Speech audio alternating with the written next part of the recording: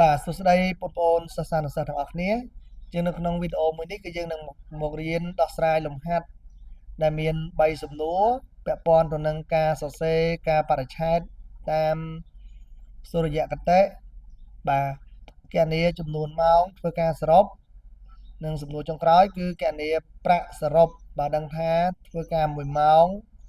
បាទស្មើនឹង5000រៀលបាទអញ្ចឹងនៅក្នុងនេះគឺយើងមានបាទការ highlight 3ជួរនេះគឺតំណាងឲ្យសំណួរដែលបងប្អូនត្រូវគណនាឥឡូវមករៀនគណនាជាមួយលោកគ្រូបាទអញ្ចឹងទី1គឺ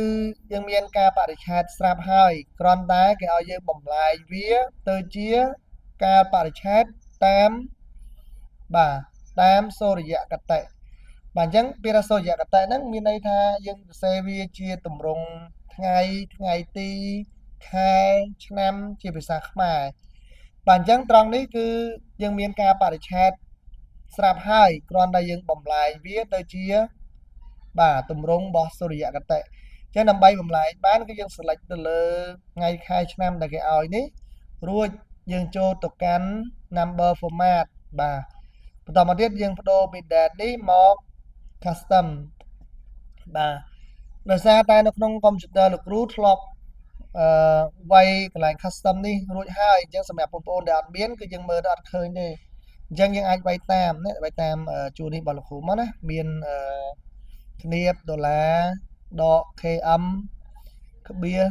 1200បិទធៀបវិញអក្សរ D 4ដងបាទដកអក្សរ D 2ដងដក M 4ដងដក Y 4ដងបាទអញ្ចឹងដូចកន្លែងដែលលោកគ្រូបានបង្ហាញនៅក្នុងប្រអប់មួយនេះណាបាទអញ្ចឹងដោយសារវាតូចមើលអត់សូវច្បាស់ទេខ្ញុំនឹង copy ដាក់លើ cell ខាងក្រោមដើម្បីឲ្យយើងងាយស្រួលមើលបាទអញ្ចឹងបន្ទាប់ពីយើងវាយវានេះរួចគឺយើងចុចអូខេអញ្ចឹងថ្ងៃខែដែលយើងបានដាក់ហ្នឹងនឹងដូរទៅជាបាទសូរ្យគតិបាទនេះយើងបានទទួលបានបែបនេះណាអញ្ចឹង comment ដែលយើងបានវាយមិញនេះខ្ញុំនឹងដាក់បង្ហាញនៅកន្លែងនេះណាបង្ហាញកន្លែងនេះខ្ញុំមើល cell មួយខ្ញុំ copy រួចហើយបែបនេះណាយើងវាយបែបនេះបាទអញ្ចឹងសំណួរទី2ក៏យើងគណនាចំនួនម៉ោងធ្វើការសរុបជាងការគណនាចំនួនម៉ោងធ្វើការសរុបនេះគឺងាយទេគឺយើងគ្រាន់តែបាទយកស្មើបាទយកម៉ោងចេញដកម៉ោងចូលពេលព្រឹកបូកជាមួយនឹងម៉ោងចេញពេលរសៀល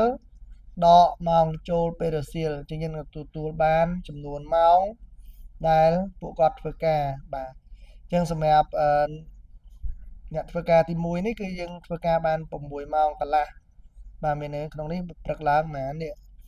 ព្រឹកឡើងយើងធ្វើពីម៉ោង7ដល់ម៉ោង9កន្លះបាទនេះ2ម៉ោងកន្លះណាបាទអញ្ចឹងនៅក្នុងពេលថ្ងៃធ្វើពីម៉ោង1ដល់ម៉ោង5ហ្នឹងបាន4ម៉ោងទៀតអញ្ចឹងបូកចុះគ្នាបាន6ម៉ោងកន្លះបាទអញ្ចឹងសំណួរចុងក្រោយគឺយើងនឹងគណនាប្រាក់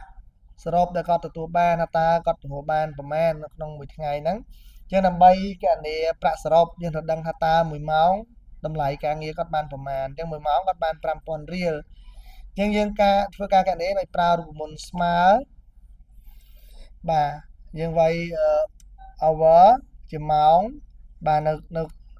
នៅលើ cell ណាកូន cell H4 បា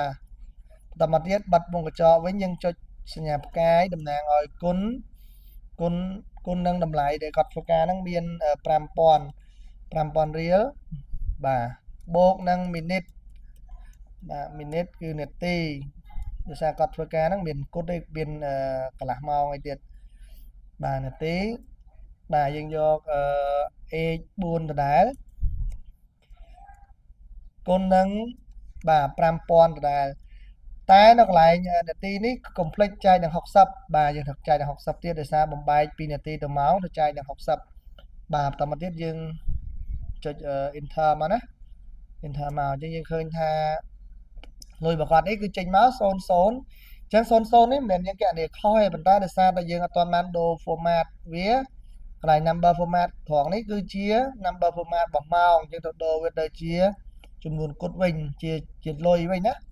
អញ្ចឹងខ្ញុំអូសវាមកហើយអញ្ចឹងរបៀបនៃការដូរគឺយើងចូល select លើវាហើយយើងចូលទៅលើ number format បន្តមកយើងយក custom នេះដដែលយើងដូរពីកន្លែងម៉ោងនេះបាទយើងលុបវាចេញមកយើងដាក់00បាទ00 2 ដងមកណាឬក៏ត្រង់ជ្រុក 2 ដងក៏បានដែរបាទអញ្ចឹងដោយសារតែវាជាប្រភេទប្រាក់សរុបអញ្ចឹងខ្ញុំនឹងដាក់ຂະຫນាតឲ្យវាគិតជារៀលអញ្ចឹងដើម្បីបានຂະຫນាតវាយើងត្រូវបើក double quote ឬក៏ផនរសញ្ញាបាទហើយយើងវាយຂະຫນាតដែលយើងចង់ដាក់មកខ្ញុំចង់ដាក់រៀលចន្លោះហ្នឹងមកណាបាទអូខេតោះមកយើងចុចអូខេបាទកន្លែងនេះចុចអូខេណារៀលបាទចុចអូខេមកអញ្ចឹងយើងនឹងឃើញចំនួនទឹកប្រាក់ដែលអ្នកធ្វើការហ្នឹងទទួលបានអញ្ចឹងសម្រាប់លំហាត់មួយនេះគឺមានប៉ុណ្ណឹងសង្ឃឹមថាបងប្អូនទាំងអស់គ្នាបានសិក្សារៀនសូត្រអនុវត្តទាំងអស់គ្នាមុននឹងយើងមកដល់ថ្នាក់អនុវត្តឡើងវិញម្ដងទៀតបាទសូមអរគុណ